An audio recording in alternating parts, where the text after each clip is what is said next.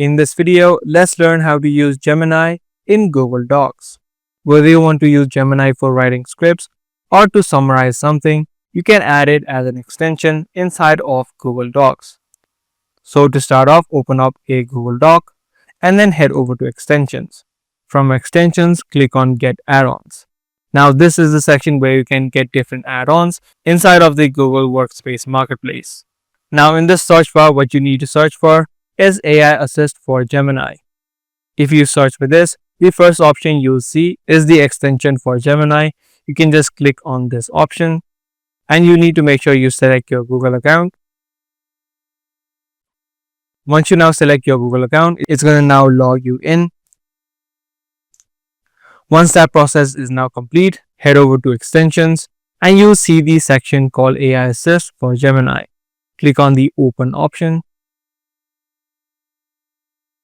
and it's going to open up on the right hand side. You can also watch a quick tutorial on how you can use this extension. So that was a video about the way that you use Gemini in Google Docs. Be sure to give this video a thumbs up if you guys found this video to be helpful. Also make sure to hit that notification bell so you get notified for more future videos.